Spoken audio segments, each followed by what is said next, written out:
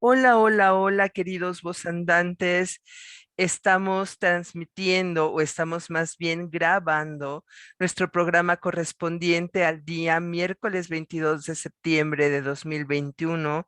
Ustedes se van a dar cuenta porque aquí atrás de mí se ve bastante más luz de la que normalmente tenemos en nuestras emisiones, porque hicimos esta grabación, quisimos hacerla a la luz de mediodía para despejar tinieblas con respecto a uno de los personajes más controversiales y famosos relacionadas con este ciclo que hemos manejado, que es la independencia de México, México 2021, año de conmemoraciones. Seguimos muy juiciosos con el me quedo en casa, saliendo muy esporádicamente para cumplir con nuestros deberes. Y esta maravilla virtual de poder grabar a distancia nos puede permitir contactar con una ahora muy, muy célebre, ya antes célebre, pero ahora muy célebre historiadora, la doctora Silvia Marina Arrom, al otro lado del río Bravo. Querida doctora, ¿cómo está usted? Muy bien, y gracias, Carmen, por esta oportunidad de hablar sobre la Güera Rodríguez, mujer fascinante, que se ha dicho que fue gran heroína de la independencia. Aunque yo al ponerme a hacer su biografía con mucho cuidado, me he dado cuenta de que se ha exagerado su papel en la lucha por la independencia que estamos celebrando en este bicentenario. Exactamente, pero de todos modos, aunque se haya exagerado, eh, hay que señalar que había mujeres que de alguna manera estaban colaborando con el movimiento, pero además, si justamente se exageró su papel, pues hay que ponerle en su debida dimensión humana, como tratamos de hacer con todos los personajes que trabajamos en este programa. Usted tituló su libro La Güera Rodríguez, Mito y Mujer, y ese mismo título le pusimos al programa. Más adelantito vamos a platicar específicamente de esta publicación y de momento tenemos que cumplir con nuestros protocolos. Un segundo. Tenemos que cumplir con los protocolos de la estación y vamos a leer dónde nos pueden ver y escuchar. Y esto es a través del canal de YouTube Voz Andante Cultura y Recreación, la aplicación de Icónica Urbana para Android y en www.icónicaurbana.com. Y como nos gusta que la comunicación sea de ida y vuelta, aunque el programa sea diferido, vamos a estar muy atentos para sus comentarios y poderlos contestar de vía escrita. Y entonces les comento que nos pueden escribir a través de la misma página web de Icónica Urbana, www.icónicaurbana.com, y las redes sociales de Icónica Urbana, son Icónica Urbana en Twitter, Instagram y Facebook. También nos pueden escribir a través de Voz Andante Cultura y Recreación en Facebook, Voz Andante Cultura en Instagram y @Voz Andante en Twitter. Y si se pierden el programa, relájense, tranquilos, no pasa nada, porque el video se queda permanentemente en YouTube y además tenemos el podcast que se va a difundir a través de Himalaya, Spotify, Google Podcast y Apple Podcast en el canal de Icónica Urbana. Agradecemos a nuestro productor César Uribe, que se encarga de los controles técnicos y el cartel identitario de nuestro programa en la estación, autoría de Anuar Ricardo, y el video promocional de Carmen Espinosa, o sea, moi. Querida doctora Silvia Arro, usted tiene una amplísima trayectoria como historiadora. Platíquenos usted cómo llegó a la historia y cómo llegó a la historia principalmente, no exclusivamente, ha trabajado muchísimos temas, pero especialmente a la historia de las mujeres. Bueno, a mí siempre me interesó la historia. Mi padre era un profesor que también le interesaba la historia, así que creo que crecí con eso. Y como mis padres eran cubanos, siempre me interesó todo lo que tuviera que ver con Latinoamérica y por las casualidades de la vida terminé en la Ciudad de México haciendo investigación para mi tesis. Um, Y en esa época, estamos hablando de los años 74, 75, que viví en la Ciudad de México haciendo la tesis en los archivos, se empezaba a interesar en la historia de la mujer. Era parte del movimiento feminista de esa época, de que yo también fui y soy parte, y de la historia social, pero los hombres solían estudiar la historia de hombres, de obreros, de esclavos, de una historia más bien marxista, del conflicto de clases, y nosotras, algunas de nosotras, nos fuimos interesando por la historia de la mujer. Pero yo en esa época nunca hubiera estudiado una mujer aristocrática como la Güera Rodríguez. Además, no hacíamos biografías porque decíamos que el individuo famoso no valía la pena, que eran los pobres, los grupos más grandes, así que era una historia muy distinta de la que ahora yo he hecho en mi libro Mito y Mujer, en que estudio una mujer aristocrática, porque ahora nos hemos dado cuenta que la biografía nos ofrece muchísimo y que sí vale la pena hacer biografías. Me di cuenta que esta mujer tenía tantos documentos que yo había encontrado en muchas décadas que estuve metida en los archivos, que podíamos hacer una biografía de una mujer que vivió en esa época. Me parece genial. Efectivamente, cuando yo entré a la facultad, lo que estaba de moda era la historia económica, les encantaban las estadísticas, les encantaba también por la herencia francesa la historia serial, o sea, mientras más documentos, mejor. Y la historia biográfica estaba totalmente en descrédito, o sea, era pasatiempo para ricos que querían volverse destacados a través de pagar a historiadores para que hicieran sus vidas, ¿sí? Al menos esa era la idea que teníamos cuando jóvenes belicosos estábamos en la facultad. Pero ser pionera en un tema de investigación siempre es como ir cuesta arriba, porque pues hay que crear metodología, hay que crear herramientas de investigación que no existen, ¿sí? Cómo acercarse a la historia de las mujeres en una época que no existían estas herramientas y que los hombres trabajaban temas de hombres. Bueno, mi primer libro, que fue Las mujeres de la Ciudad de México, 1790-1857, que publiqué en el 1985, tenía capítulos sobre distintos temas. Entonces yo empecé con el estereotipo que tenemos todavía, porque no se ha muerto, es un zombie que no podemos matar, esos estereotipos, de la mujer sumisa, la mujer que se casaba muy joven, que tenía docenas de hijos, que no salía, estaba recluida en la casa o en el convento, etcétera, que tenía muy pocos derechos. Empecé con ese estereotipo y me fui metiendo en varias fuentes a ver si era verdad o no. Me metí en el derecho y estudié lo que era el derecho en esa época, que en realidad es el derecho colonial, y me di cuenta que no es verdad. Las mujeres no tienen los derechos de menores, es algo, tiene muchos más derechos. Me metí en la demografía a ver a qué edades se casaban, cuántos hijos tienen. No eran ni tan joven ni tenían tantos hijos. Y había muchísimas que nunca se casaban y muchas que se quedaban viudas, o sea, muchas que hacían muchísimas cosas. Me metí en el mundo del trabajo, en que las mujeres participaban mucho, sobre todo las mujeres de clase baja, pero también las mujeres ricas manejaban sus herencias. Me metí en los casos de divorcio eclesiástico, que no es divorcio absoluto porque no existía, en que veíamos los ideales de cómo debía ser un matrimonio y una familia, pero también todos los ejemplos en que había sido algo muy distinto y las mujeres podían defenderse si tenían un marido abusivo pidiendo esta separación, que es lo que era de la iglesia. Entonces me fui metiendo en muchas distintas fuentes para ver cuánto de ese estereotipo era verdad o no. No me metí en todas las fuentes que existen, pero... Nadie puede meterse en todas las fuentes que existen.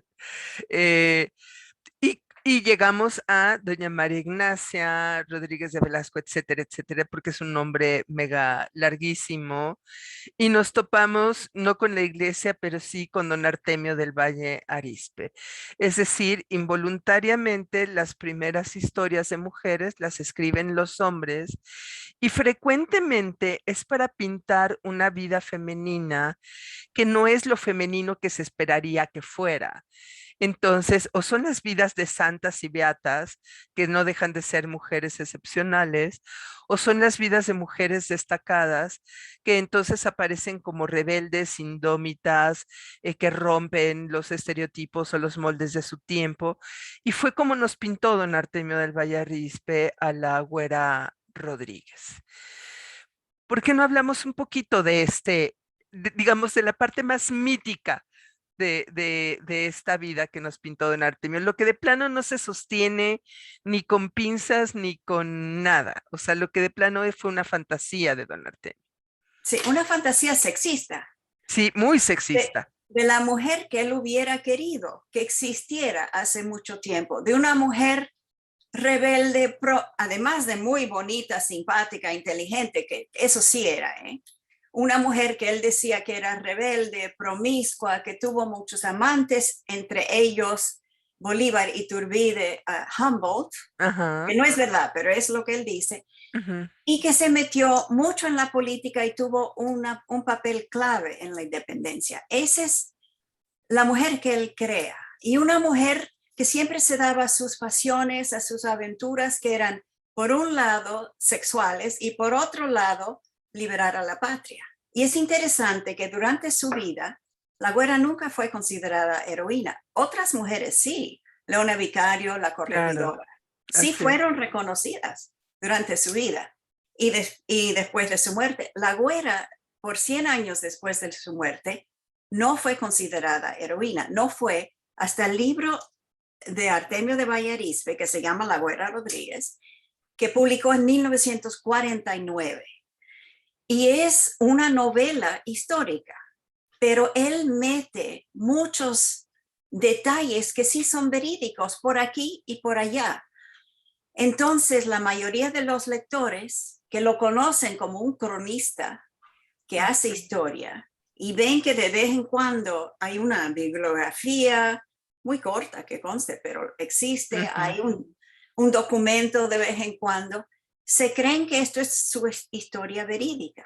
Pero resulta que Vallarispe también era novelista, escribió, no me acuerdo, 8, 9 o 10 novelas que no son muy conocidas. Esta es la única que se llegó a conocer y este libro fue un bestseller porque Ah, es delicioso de leer. es Es delicioso. divertidísimo, tiene un vocabulario fantástico.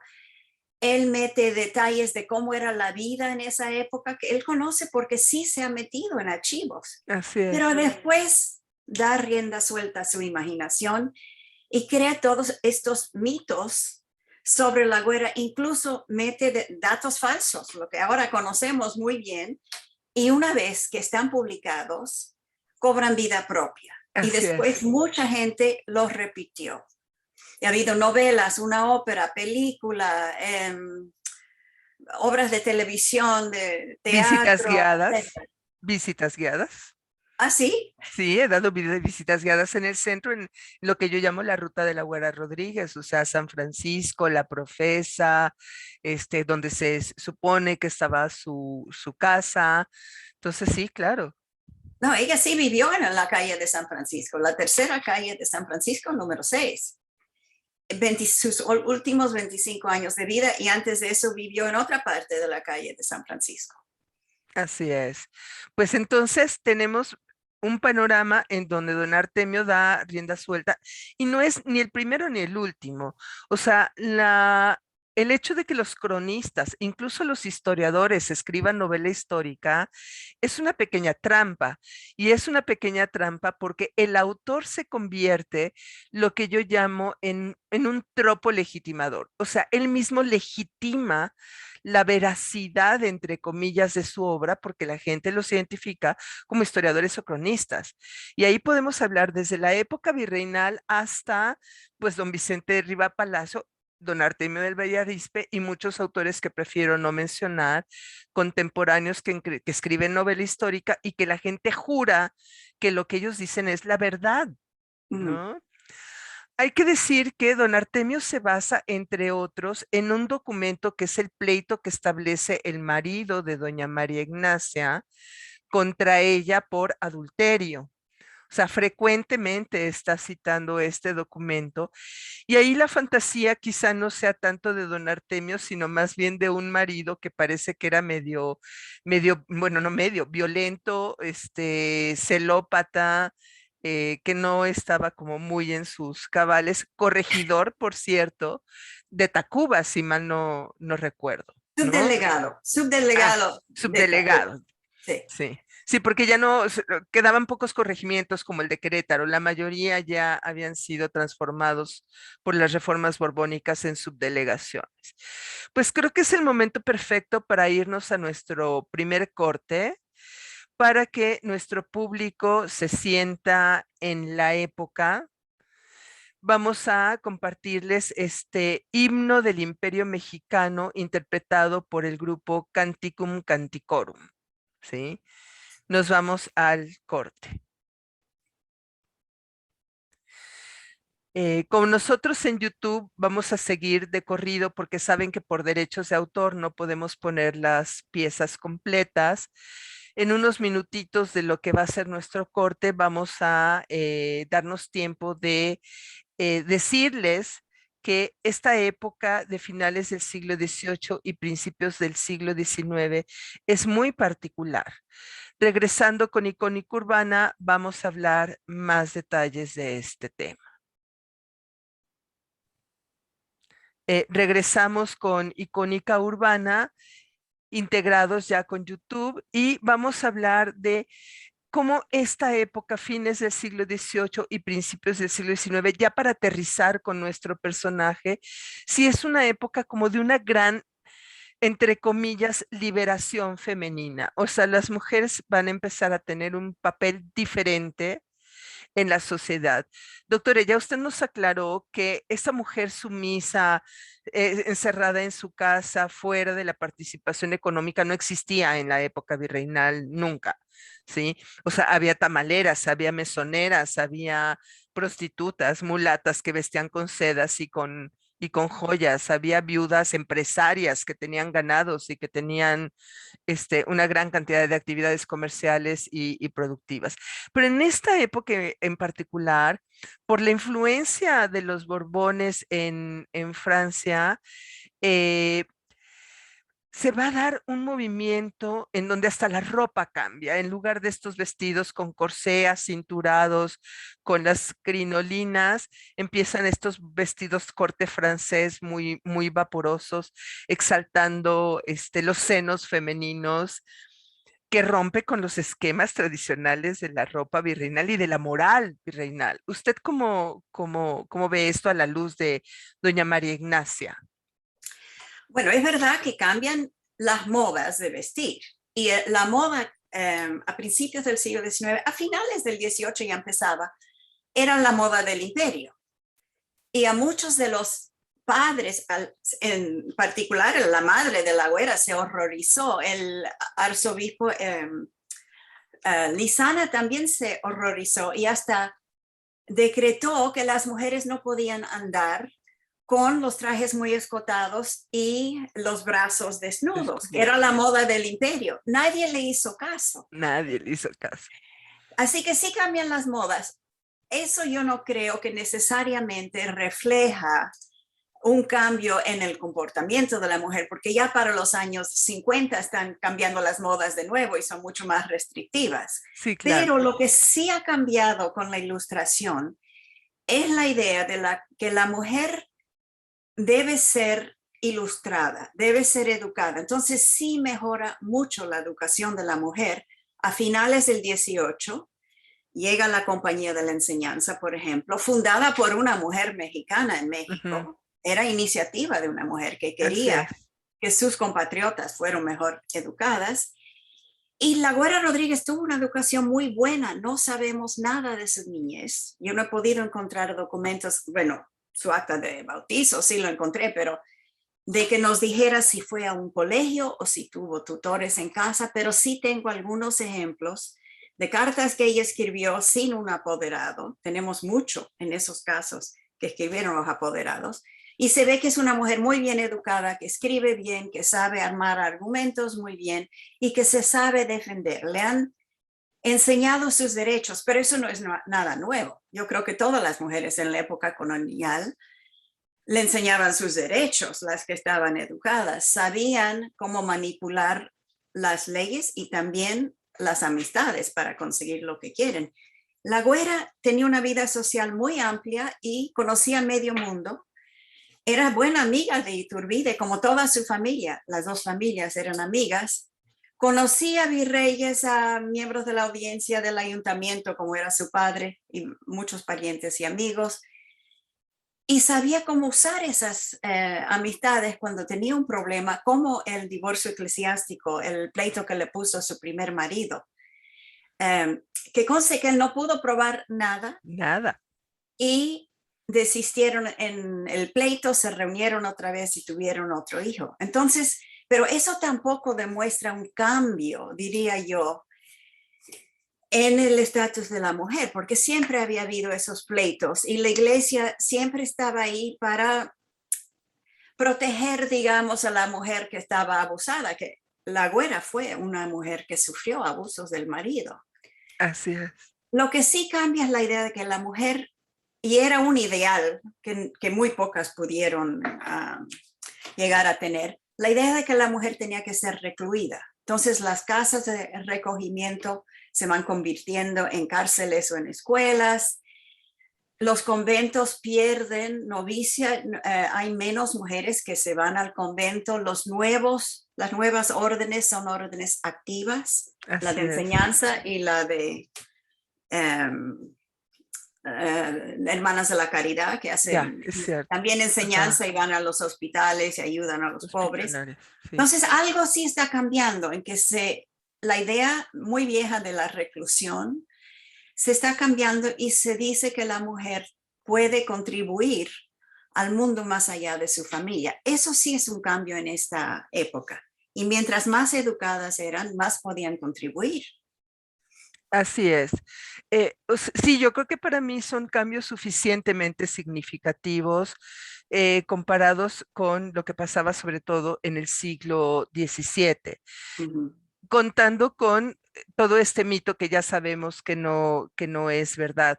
Ahora, hay que entender, la historia no es lineal, porque estos cambios, como usted ya lo mencionó, se van a empezar a revertir con la imposición de la moral burguesa en el siglo XIX, en donde se vuelve a considerar que la mujer es la mejor en casa, se reitera la imagen de la familia, pero esto ya es un tema que podríamos trabajar en otro momento.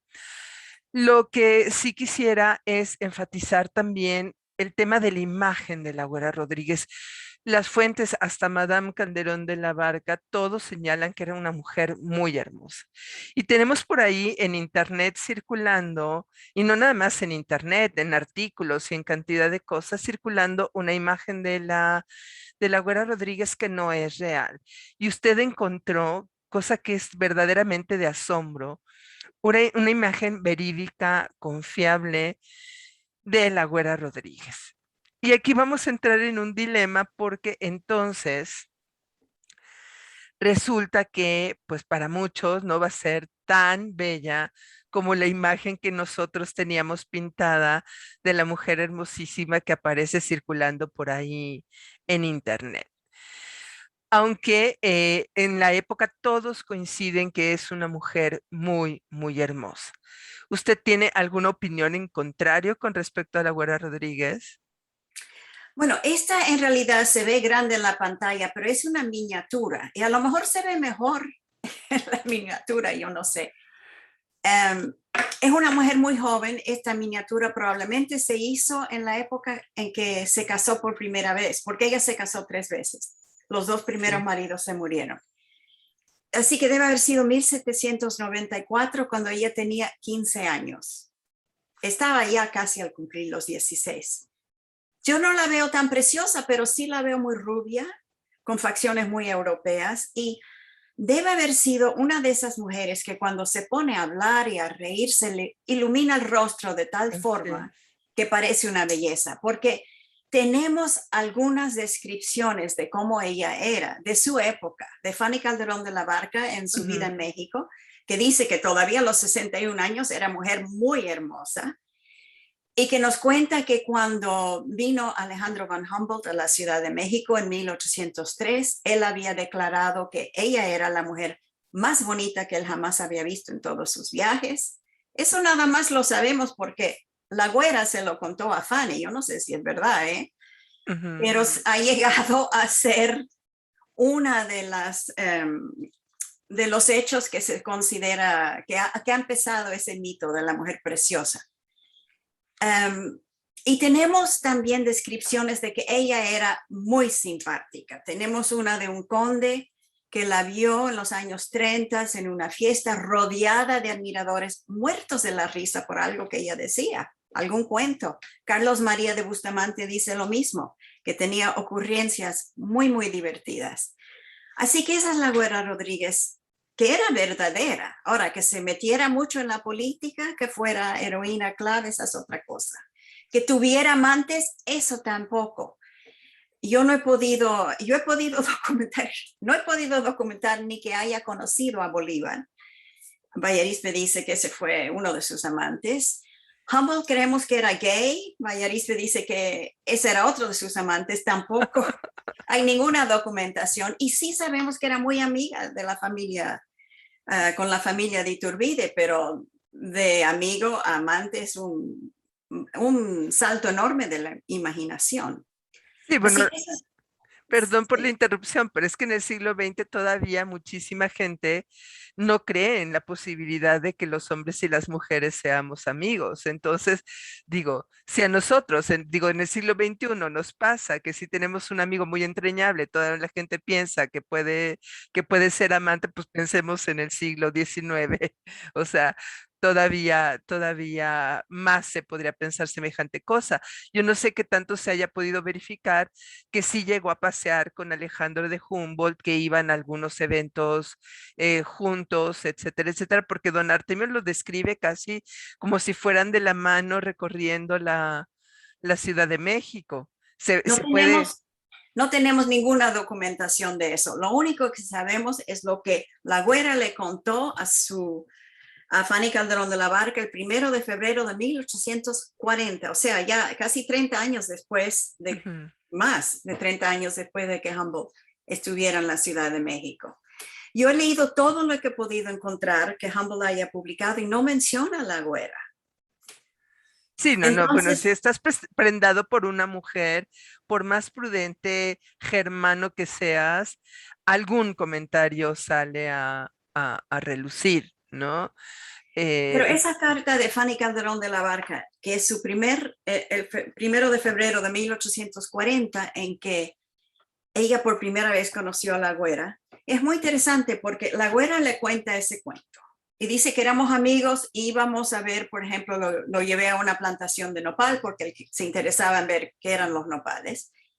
Entonces Fanny añade un párrafo muy interesante que se ve que es Fanny que lo ha inventado, ujú. en que dice, ajá, creo que he encontrado, visto que este Humboldt, el gran científico, ha sido seducido por la güera y por su belleza. Algo así dice al final. No seducido sexualmente, sino Ajá, que sí, como que hay un coqueteo, que una la güera, admiración no, intelectual, digamos.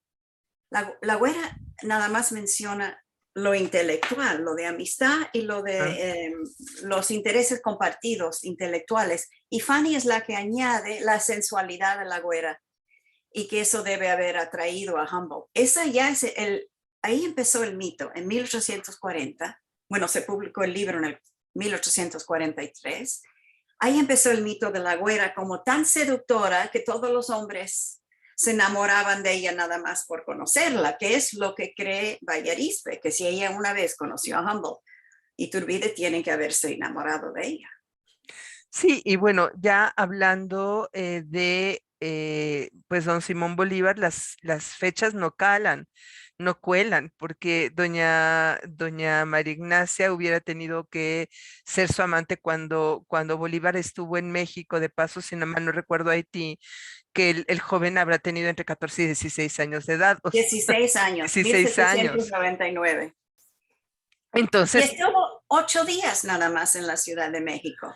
Y no hay entonces, ninguna documentación de que se hayan conocido. conocido.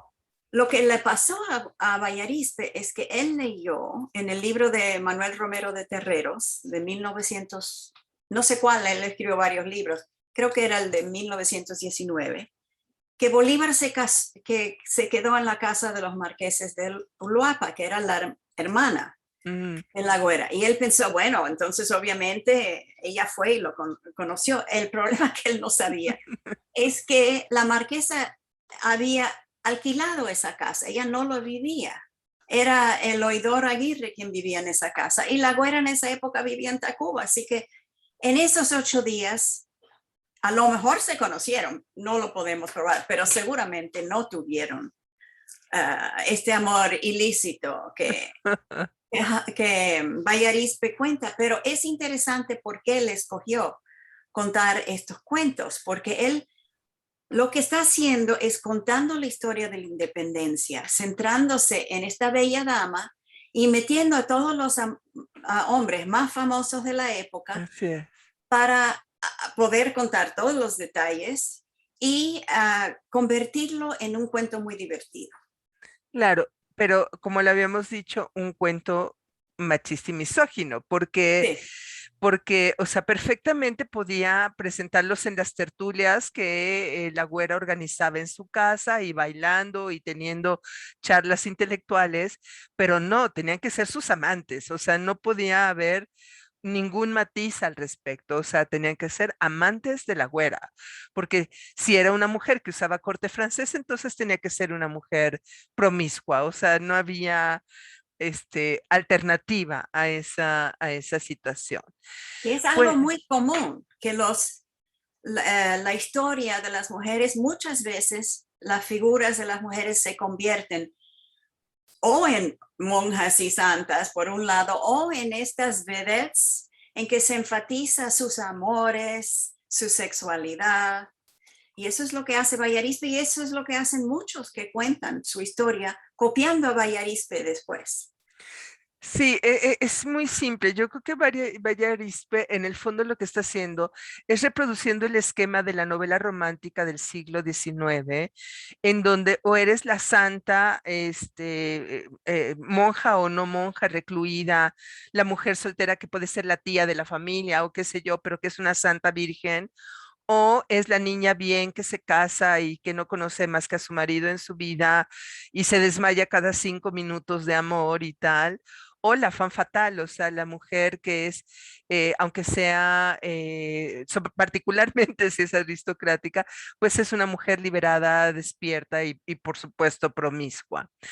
Vamos a nuestra primera sección del Barabara, llévelo, llévelo, que nos va a permitir decirles que en la estación icónica urbana hay espacios para que si ustedes tienen un interés, una pasión, la historia de las mujeres o lo que sea que a ustedes les guste, lo pueden compartir con un público a través de las ondas digitales ya no hertzianas, ¿sí?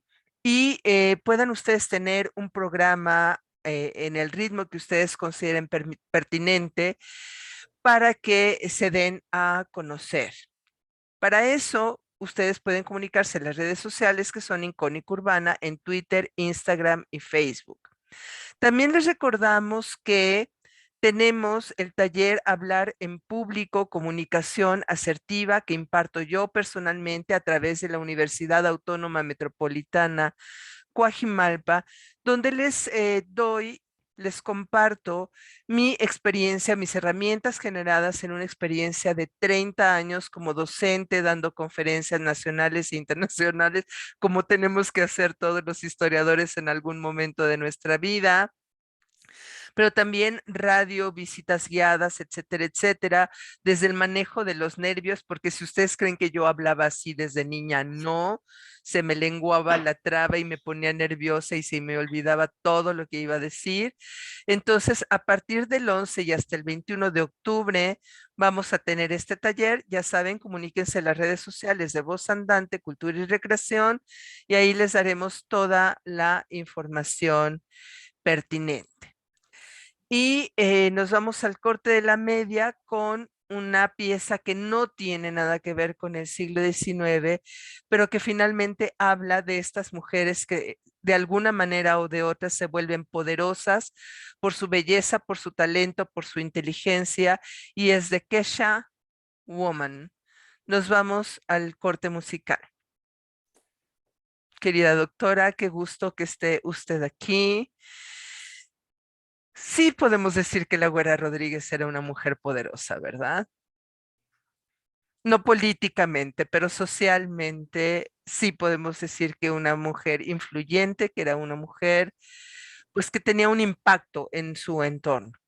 Sí, ella fue conocida en su época por su belleza, por ser tan simpática, por ser muy ingeniosa, vivaz. Además, como digo, conocía a todo el mundo, manipulaba cuando tenía algunos problemas de pleitos sobre deudas, etcétera, manipulaba a los jueces. Ella sí, era conocida, diríamos, como una mujer poderosa. Ella no se consideraba poderosa, pero ella se describía como mujer sola, cuando estaba viuda, sin padre, sin marido, sin hermano, porque eran 3 niñas nada más, sin nadie que la protegiera, una mujer desgraciada con niños pequeños. Tuvo 7 niños, de los cuales 2 se murieron en la infancia.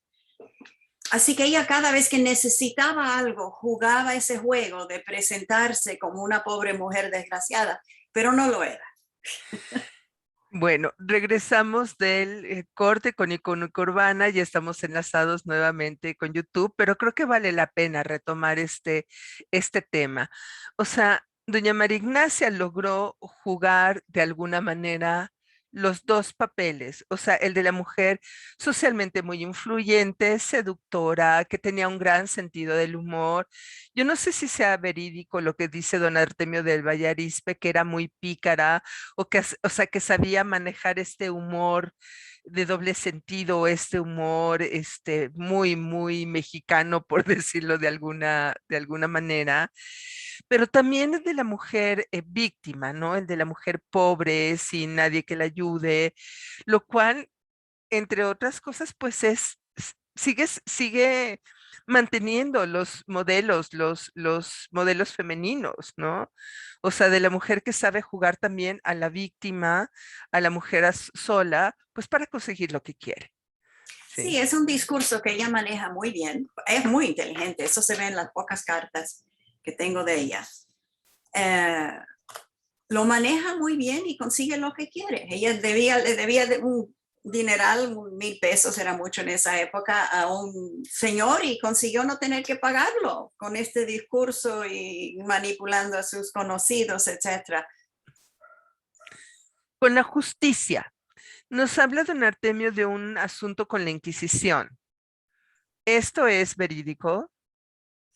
Bueno, hubo varios, que ella sí estuvo metida en una intriga. En 1809, él no lo conocía muy bien porque no creo que había visto todos los documentos, en que ella denunció al oidor Aguirre diciendo que el oidor quería envenenar al virrey. Se armó, bueno, todo fue muy alarmante en la Ciudad de México. El virrey mandó que el oidor saliera de la ciudad, la gente protestó, lo tuvo que dejar entrar.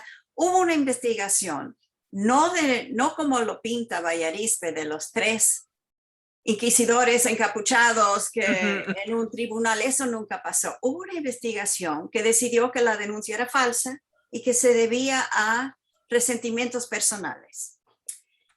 Eso fue en 1909, octubre de 1809, y sí la desterraron de la ciudad por 2 meses porque era muy chismosa, eso sí. Lo dice el virrey, no en esas Sí, palabras, sí, pero sí, lo sí. dicen. que estos cuentos están perturbando la quietud pública y en ese momento mejor es que saliera. Bayarispe, para presentarla como gran heroína, dice que ese incidente no fue antes del grito de Dolores, un año antes en realidad, sino que fue después, y que su destierro no fue por estar metida en esta intriga de la corte virreinal para desacreditar a Aguirre, que era el líder de la facción peninsular, sino era, según Bayarispe, por apoyar a Hidalgo. Y esa fue un cambio clave, un dato falso, digamos, clave para presentarla como heroína.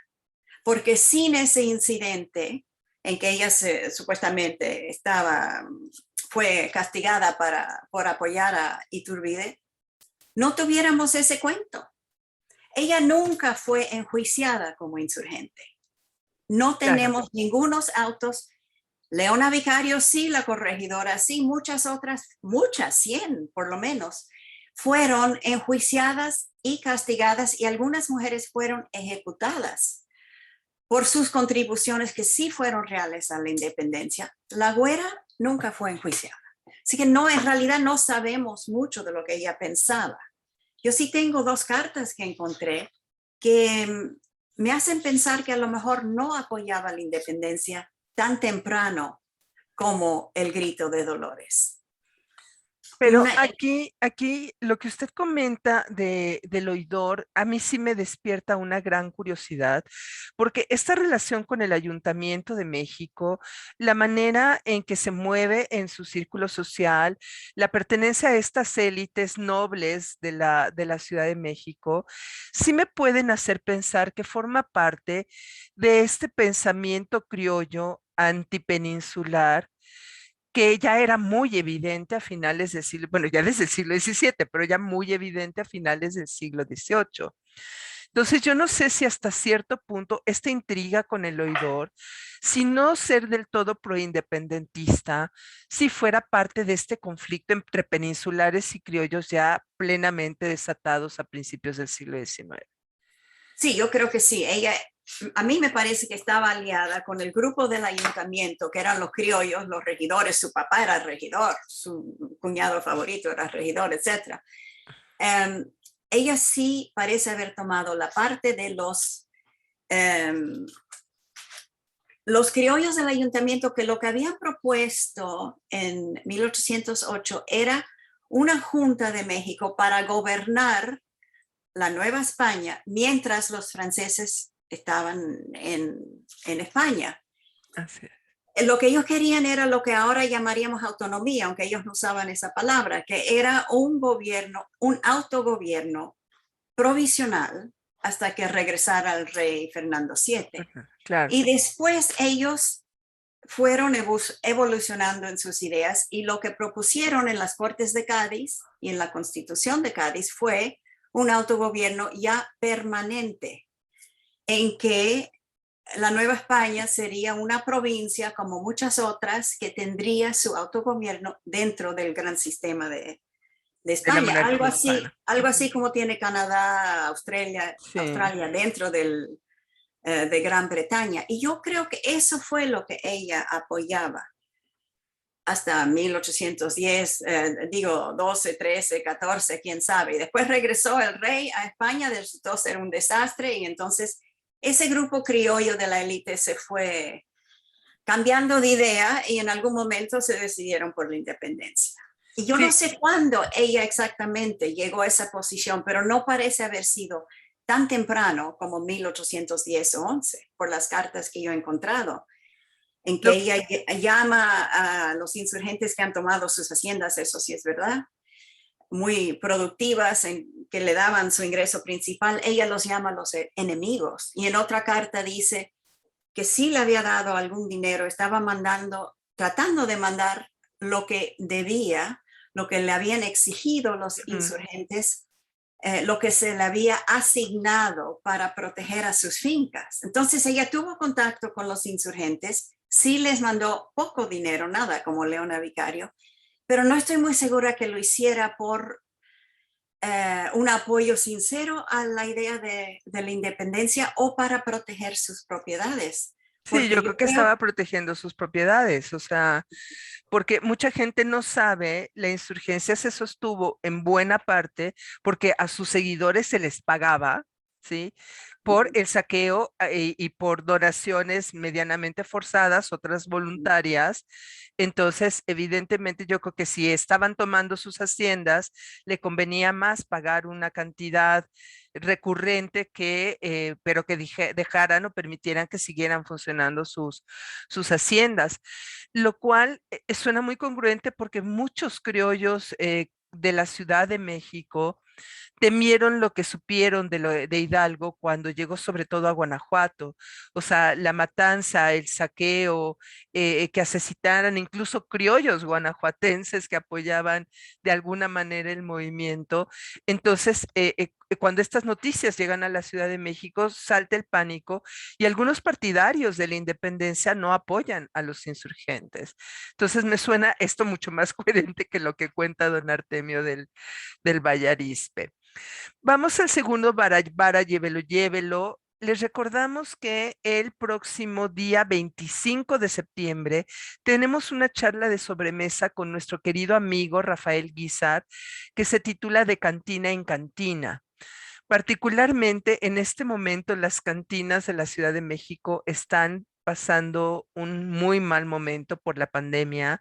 Tuvieron que estar cerrados muchísimo tiempo y entonces nuestro granito de arena para revitalizar, para que la gente se anime a volver con sana distancia y con cupos restringidos, etcétera, etcétera, que se animen a volver a las cantinas para que puedan sobrevivir, porque ya perdimos varias antes de la pandemia y seguimos perdiendo algunas durante la pandemia.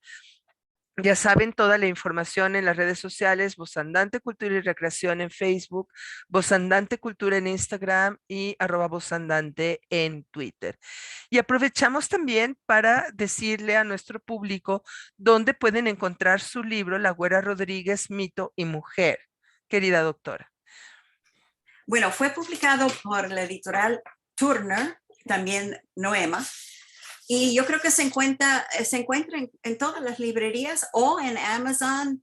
Hay edición de Kindle electrónica, hay edición de papel. El de papel tiene unas ilustraciones preciosas, 36 ilustraciones en todo color, así que es una edición hermosa, pero también se puede ver en la edición electrónica. Sí, ya el editor nos hizo favor de pasarnos los vínculos. Entonces, en la descripción del video en YouTube les vamos a poner todos los enlaces para las librerías donde los pueden conseguir, que son todas las librerías que conocemos más importantes del país, o sea, Gandhi, Sótano, etcétera. No vamos a mencionar a todas o les cobramos la publicidad, pero sí es muy importante que busquen el libro, que busquen una historia documentada, una historia seria, pero aparte muy bien escrita. Ya escuchamos a la autora, entonces seguramente lo vamos a leer con muchísima fluidez y con muchísimo gusto. Ya tenemos muy poquitos minutitos para terminar el programa, doctora, y me gustaría que habláramos de la participación, entre comillas, de la Güera Rodríguez en la consumación de la independencia de México, que don Artemio nos la pinta conspirando en la casa profesa con los nobles. Parientes suyos, algunos de ellos, o amigos de tertulias, etcétera, etcétera, para apoyar a Iturbide o para convencer a Iturbide por la causa, por literalmente el cambio de bando, o sea, por abandonar la posición realista y formar el ejército trigarante. ¿Qué desierto hay en esto? Nada de eso hemos podido documentar. Lo que sí hay, y de esto se basó mucho Vallarispe, es un libro publicado en 1822 por Vicente Rocafuerte, que dice que una mujer muy bonita, muy simpática, pero no la nombra, fue la que le dio la idea a Iturbide del plan de Iguala y fue su amante. Pero este era un enemigo de Iturbide. El libro es una obra de propaganda. Alamán lo leyó y dijo que estaba lleno de mentiras. En 1822, la mejor manera de desacreditar a un hombre era decir que era tan estúpido y débil que dejaba guiar por una mujer. Ok. Entonces, Rocafuerte dice que ella le dio la idea del plan de Iguala, pero todo lo otro de las reuniones en la profesa, él nunca dice que ella estuviera en eso. Todo lo otro que se ha llegado a decir, que ella lo convenció a cambiar de bando, que él él siendo Ajá, Iturbide, desvió la procesión triunfal el 27 de septiembre para pasar por su balcón. Todo eso son invenciones del siglo XX, nada de eso se decía en las crónicas del así siglo es. XIX, así que no tenemos pruebas. Es parte del proceso de mitificación en que cada autor mete unos datos nuevos, mete detalles, los otros los copian, los modifican y ahí tenemos estos mitos, estas leyendas que se van desarrollando y son tan preciosas y tan atractivas que se llegan a creer. Aquí tenemos un testimonio que prueba exactamente lo contrario de lo que dice don Artemio del Valle Arizpe, y es una pintura, la famosa pintura del Arco Triunfal de la entrada de Iturbide por la calle de San Francisco. Y la pintura no puede ser más elocuente. O sea, si don Agustín de Iturbide hubiera entrado por la calle de San Francisco, desviando el ejército trigarante para pasar por el balcón de la Guardia Rodríguez, el arco triunfal que se diseñó exprofeso para la llegada de Iturbide no hubiera estado justamente en la boca de la calle de San Francisco. Ahí se ven claramente no Samos porque no existía, pero sí la Casa de los Azulejos y se ve claramente el convento de San Francisco. Entonces, se esperaba que el ejército trigarante entrara por ahí. ¿Por qué?